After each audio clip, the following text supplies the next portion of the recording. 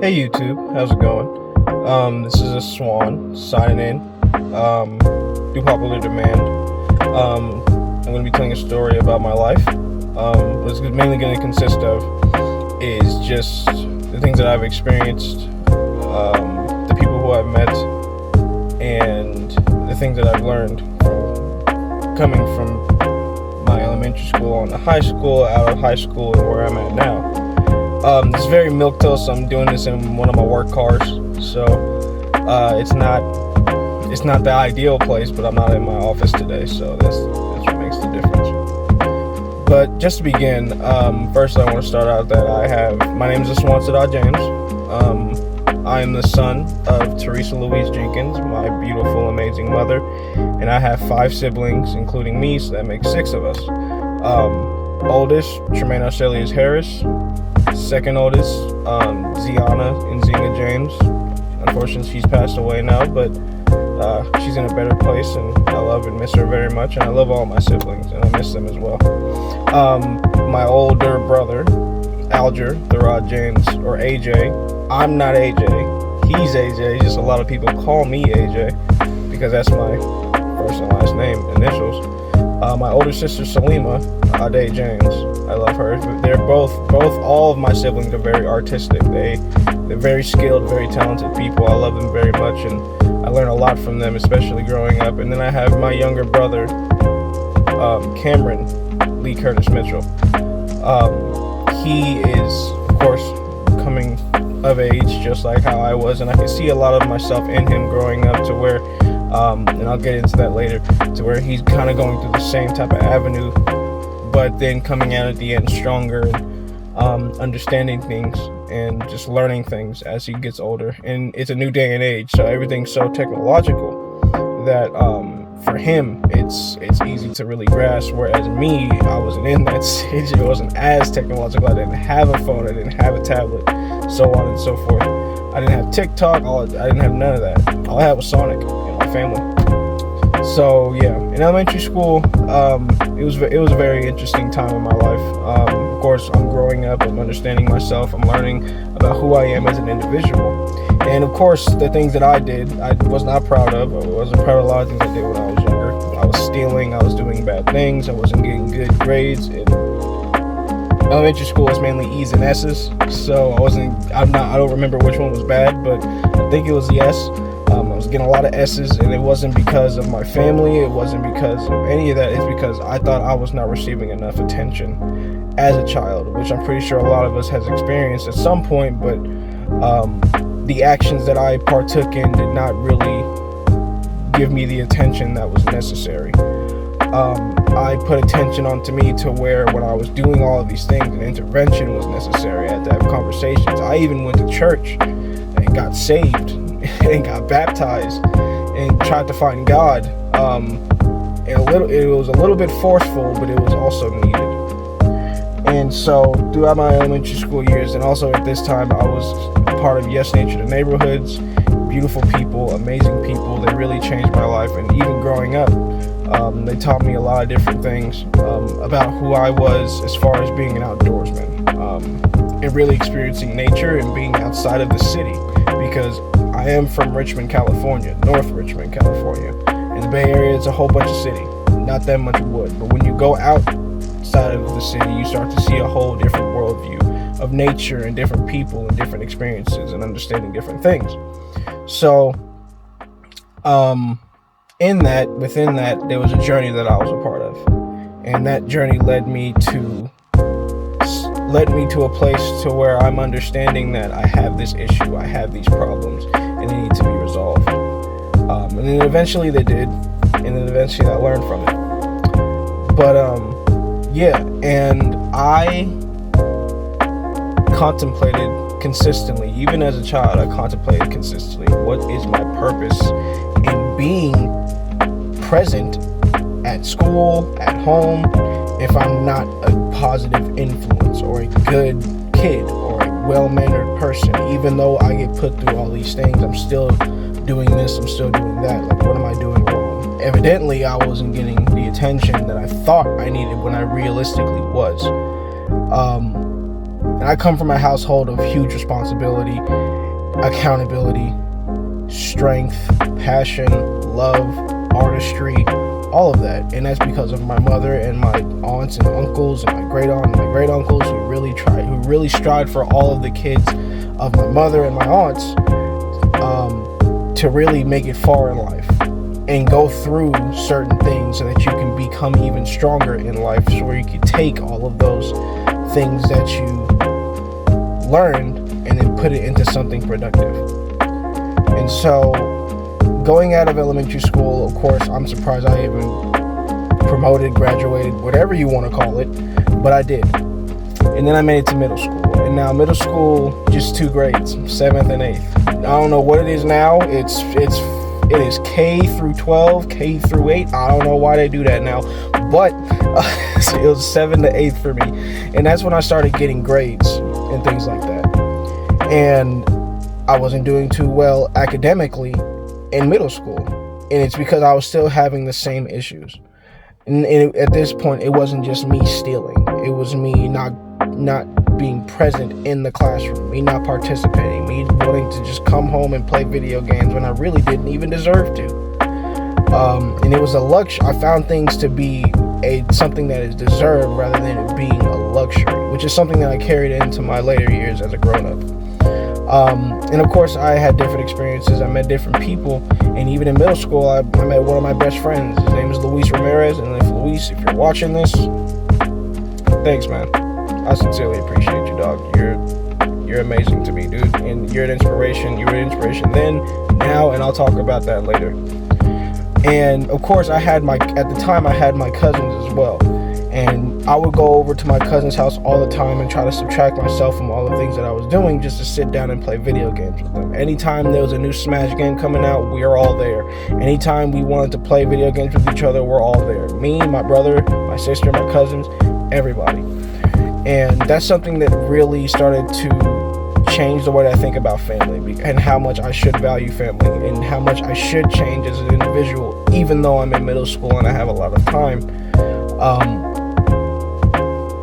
Time isn't something that I should be taking advantage of or not putting too much effort into, because I can put effort to anything else, but you can lose time like that. So I needed to really understand where I'm going in my life, and in middle school I didn't really hit that point yet, but when I was to that point, when I reached high school, then I started to really see myself as an individual and where I'm going and what I'm doing and how I'm progressing and how I'm growing. And so when I enter into the 8th grade, I have all these beautiful teachers, amazing teachers.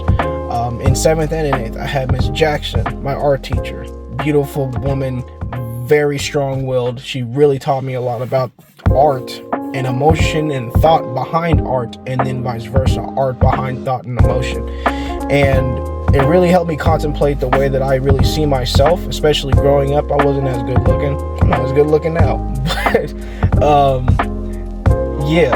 And I was doing my best to try to find myself and be comfortable in my own skin, especially going into middle school where I was still having the same issues.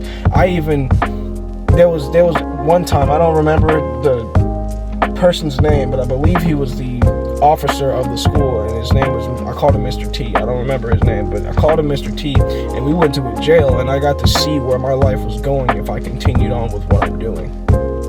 And it really changed the way that I viewed my way of thoughts or my way of acting, because I can see where that can lead me to, and I don't want to do it, but I'm still doing it. I don't want to get there, but I'm still getting there. You know what I mean? So it's kind of like, okay, I need to buckle up.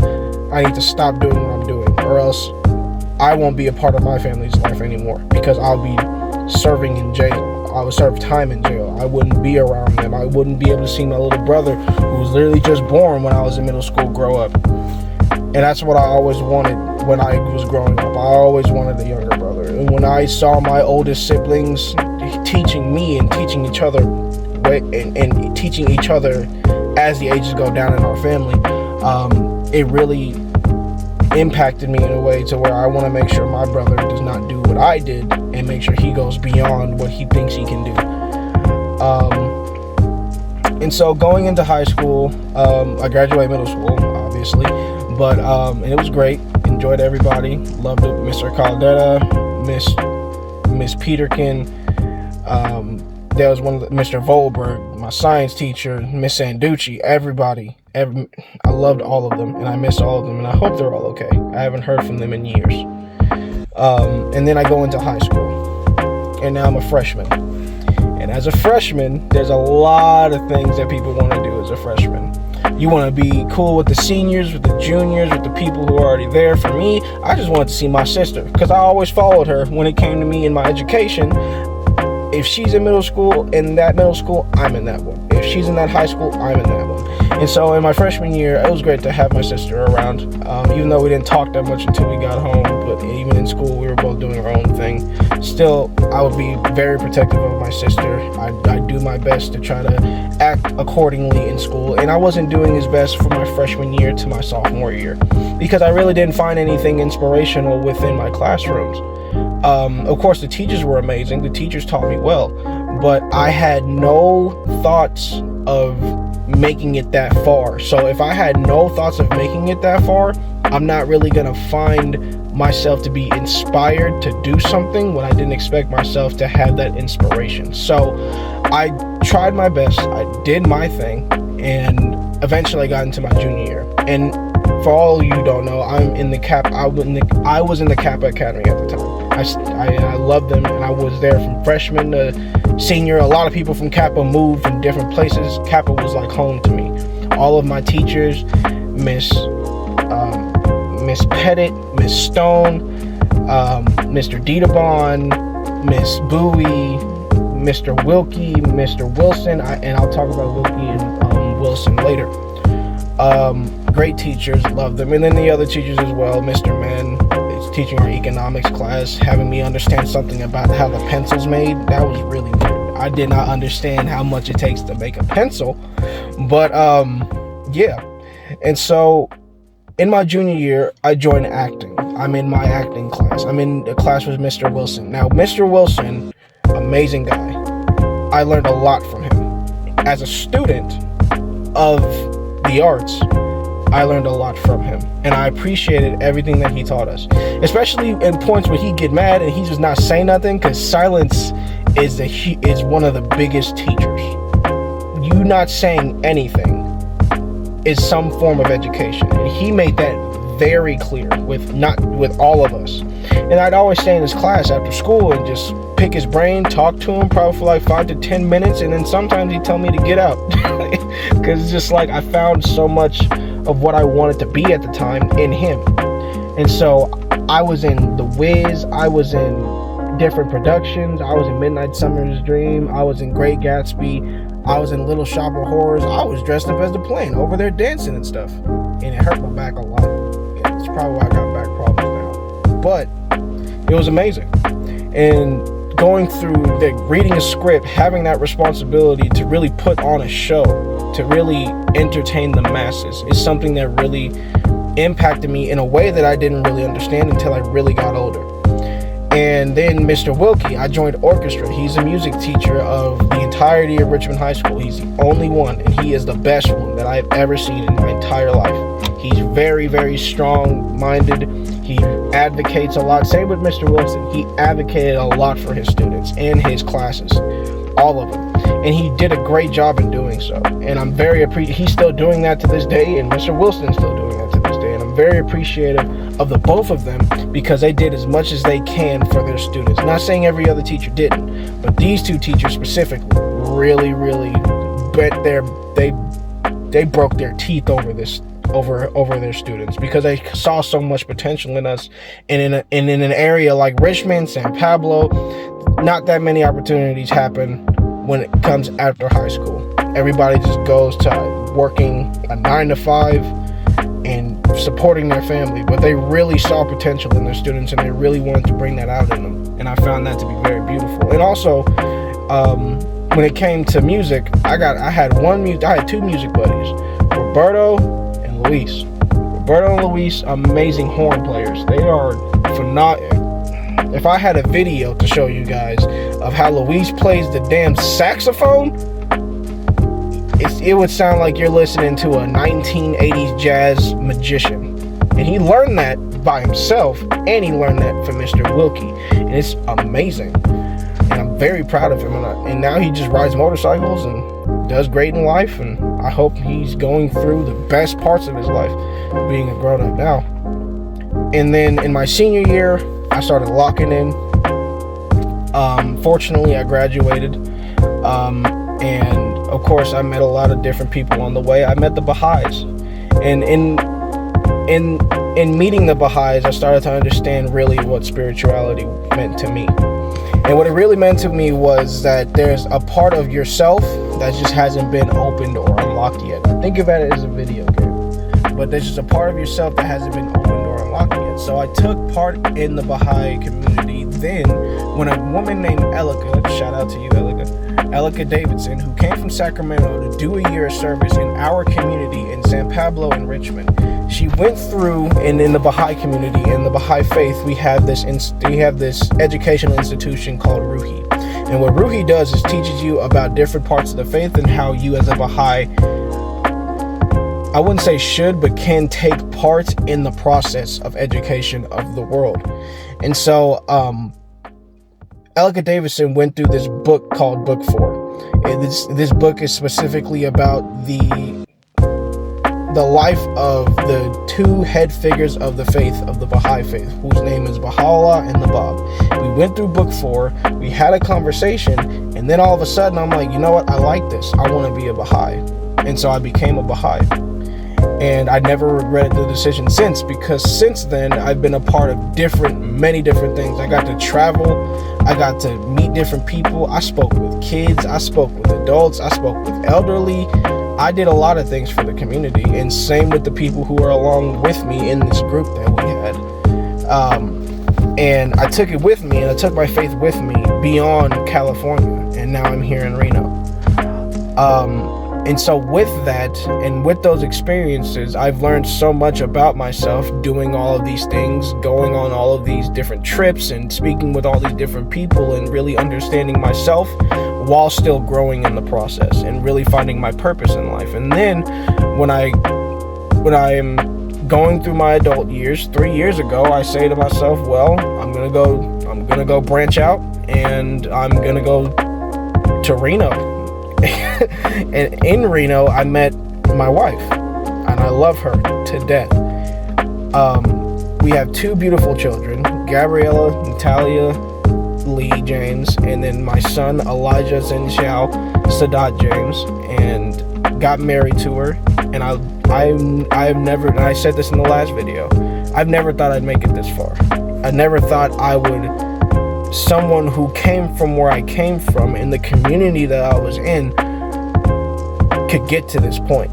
And the only things I can really think of to why this happened is because I had a community, and I had a family, and I still have that community, and I still have that family who really pushed not just me, but other people. And being surrounded by people who push you is better than being surrounded by people who think that where you are is perfect. Because where you are is not perfect. Because you can always move on to something better and greater. Not just for you, but for others. And so now that I'm here in my work car, and so now where I'm at in my life, it's phenomenal. And I'm not going to say it's perfect. Of course, we all go through struggles in life. But I'm comfortable with who I am now and how I've developed as an individual. And now I get to take what I've learned and put it into the family that I have created and that me and my wife has created. And this video is a memento to that, because when I see my kids watch this video, I want them to be inspired by, of course, what I did, what I learned, and what I'm doing now to try to improve myself and to give them a better life and my wife a better life, and more importantly, to make my mom proud. And that's my main goal when it comes to doing anything in life. My mom didn't raise me to be someone who can't do anything and who cannot push myself beyond the limit that I know I can push myself beyond. And I'm always thankful and will forever be grateful for my mother and my family for doing that, because they've been, including my own family, they've been an amazing support system to me. I can barely talk to them, and I think about them every day. And I'll leave you guys with this. For the families that you do have, hold them tight. For the people that you do have, understand them.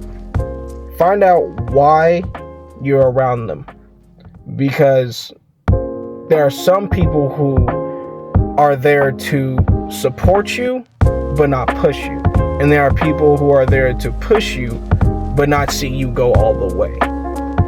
And one thing that I've really learned is that if I make friendships with people, if I'm surrounded by people who I don't know and who I want to push, and I want them to do the same for me, I want them to push me, and I want to push them and make it beyond to where they're getting to where they need to get to. When they get to where they need to get to, I want to be there and see it and celebrate with them, just like how I would wish for me. And that's just something that I'll leave you guys with, and that was the story of my life. Now, like I said, short one, I'll be putting a whole bunch of different pictures of people who I've mentioned on top of my head, and yeah, I'll be posting another video. I'll be posting another Instagram post about, and this will be the last thing before I actually start going out and having conversations with people. This will be the last thing that you guys will be choosing, and then eventually I'll include everybody else's opinions about everything. And this last one is going to be a very, very deep one. Like I said, we don't get political on this channel. We don't get controversial on this channel, because my channel isn't about that. But these questions, and like I said in my previous video, in my first video, we're here to have deep conversations. And I'm open to anybody telling me anything. It wouldn't have, negative or positive, I'll take it in stride. But I definitely want to hear people's opinions about certain things that happens in the world now, what the world's going to be like in the future, and how the past has shaped the world that we are in. And so I'll leave you guys with that. Appreciate you guys listening in. Like I said, edits will be on top. I'll leave different people in the description. I'm sorry that if I look flushed all the time, because I'm always working, I'm always tired. But I thank you guys a lot for participating and wanting to listen to the story of my life. And for the people who didn't get their option, I'm sorry. I will make sure that that option that you chose will be put in a video at some point in time. I will make sure to make deadlines for myself. I will dedicate myself to the audience. I don't want to do things that I want to do. I want to do things that you guys want to see. Now, some of those things I may want to do. So if you guys have an idea, feel free to share it. If I don't make an Instagram post about an idea, or if you guys have any questions or any comments or anything, please leave it down. I'll put it in my Instagram too. Leave a comment. Tell me what I need to fix. Tell me what you may want to see. Yeah, you don't have to subscribe to the channel. You ain't gotta like. You can dislike. You can comment. I had my mama commenting on my last video, flaming me, and I love my mom. Ooh, Jesus. But yeah, and I appreciate you guys tuning in. As always, I can't thank you guys enough. I love you guys. I love my family. I hope everybody doing okay. And if you went to Richmond High School and you have a contact for either Mr. Wilson or any teacher that I mentioned, please send it to me, because I have been dying for ages to speak with them at least one more time, just to show them that I made it, that I'm here, and I'm still growing, and that I'm okay. All right, that's it, people. I'll catch you later. Signing off.